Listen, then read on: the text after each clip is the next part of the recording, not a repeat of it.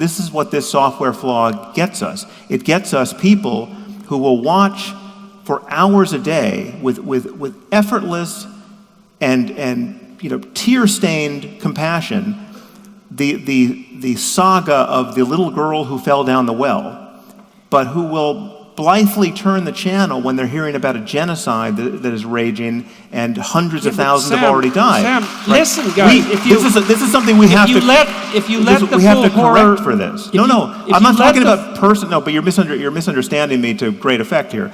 That I'm not saying that you should personally be overwhelmed by the death toll every day. I'm not saying that it's functional for you and I to each personally get up each morning and just drink deep of the full horror of all the bad luck that is spread. No, maybe it is, but maybe we can't handle it. But as societies, we need, when you're talking about how we spend our money, how we apportion foreign aid, the kinds of wars we fight or don't fight, the kinds of then we have to correct for what is in fact a moral illusion, which is we know that if we tell we tell one compelling story about a little girl, right, we could go to war over that. Right? Whereas we won't be motivated by a genocide.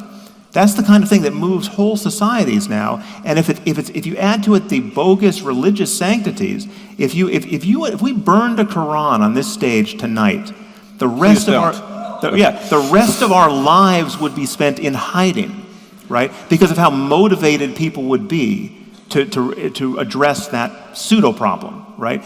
That's the world we're living in. And civilization, insofar as we have a purchase on it, is a matter of correcting for those errors. And but religion, for the most part, not across the board, but for the most part, is standing in the way of those course corrections.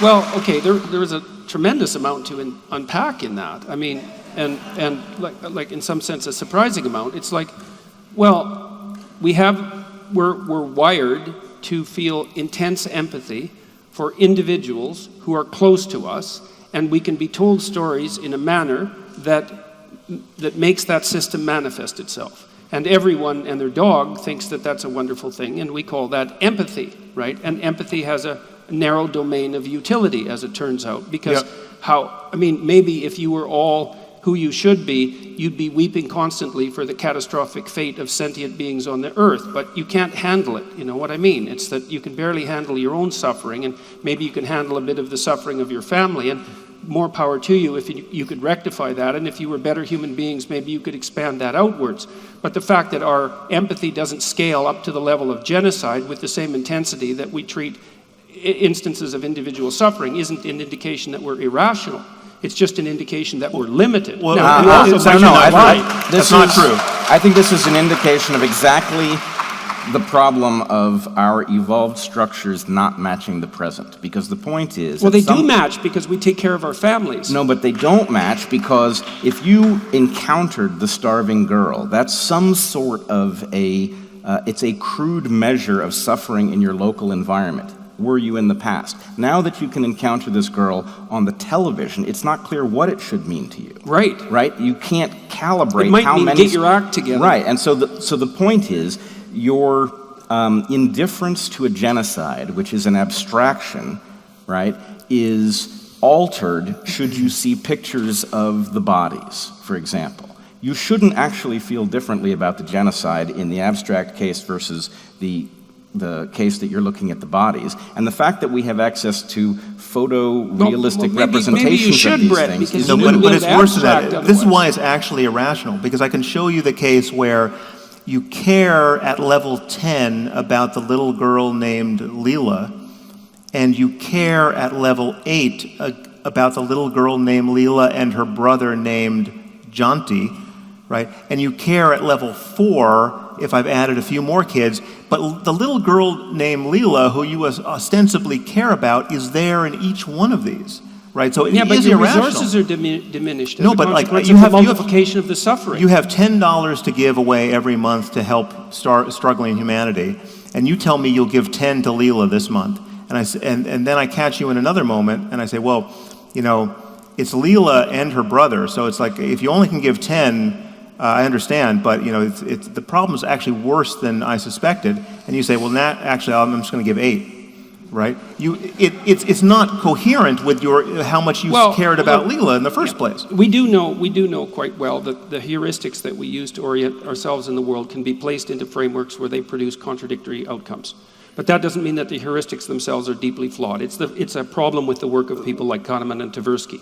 Is they take perfectly valid heuristics. We need to correct for them because they're producing a reliable result that we recognize. Yeah, but no, as, you can put them in a non-functional. situation where they produce a counterproductive response, but that doesn't mean that generally speaking, in most situations, they don't produce a useful outcome. Because the question is, why in the hell would have they evolved if they didn't produce a useful outcome most of the time? They evolved to live with 150 people with whom we're related, and to be terrified of the people in the next valley who may want to kill and eat us. Yes, right? and that's our ancient circumstance, right. Which doesn't map onto a common humanity of 7 billion people trying to figure out how to get to Mars without killing each other. Well, it does map onto it sometimes, unfortunately, because there are many times when we still face the same kind of threats. In fact, it maps onto this is the hierarchy that we're trying to climb Sam. here. You wouldn't be concerned about the fundamentalist terror of Islam if you weren't driven by those essentially tribal considerations. No, and I'm not suggesting that it's wrong. It doesn't require,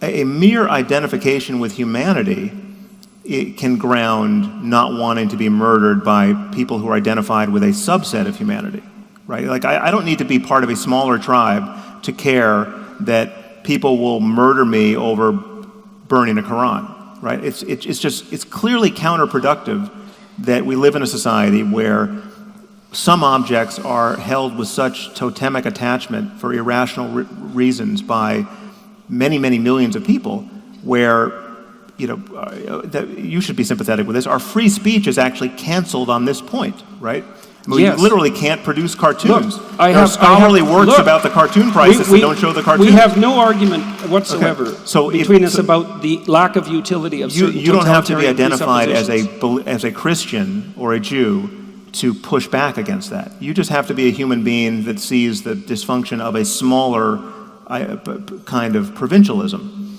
Well, the thing that I'm struggling with is that I still can't understand in what your ethos is grounded.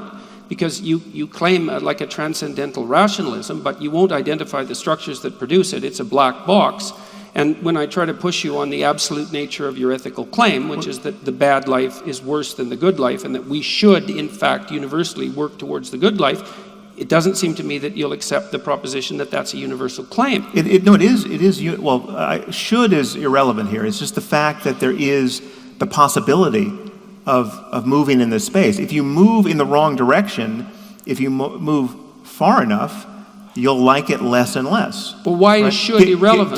Given the minds you have, well, right? Well, what if you had to accept moving in the wrong direction and experiencing less and less well-being in order to get to a better place? Maybe even just to survive. Suppose a population has to endure a generation and a half of misery in order to persist for another 100 ethically, years. That's a perfectly intelligible circumstance that people have had to face, and it's on my moral landscape, it's analogous to, I mean, we might be at one local maximum or some high point, but we're moving down a slope to get to yet some higher place, right? So some things may only be possible if we made some painful and net unpleasant sacrifice to get there. That's for sure. Yes, and so that can be rationally apprehended. There can be an argument for that. It could be we all have to go on a diet. Otherwise, we're going to die of this problem, right? We all have to stop eating whatever it is, wheat, right? It's a hard sacrifice for people who have to stop it, as you know. If that were just true, well, then there'd be an argument for it. There'd be evidence that would convince us. We would stop. We would feel the pain, and we would get whatever benefit that was on the other side of that sacrifice. But again, you don't have to.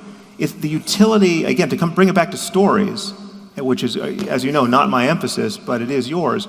The utility of stories is not something I'm arguing against. I mean, there's no question that certain stories are incredibly compelling, and in our conversation with one another, the moment you begin to frame something in terms of a story, people become much more interested, right? Like if 90% of what we said together tonight were framed, each point we were making as a matter of philosophy or science were framed in, well, actually, yesterday I was walking down the street and I met this guy, who's a terrifying looking guy, and all of a sudden people become much more interested, right? And then that's not an accident. And that says something deep about us that we could understand in evolutionary terms, and we might in fact want to creatively leverage to be better people.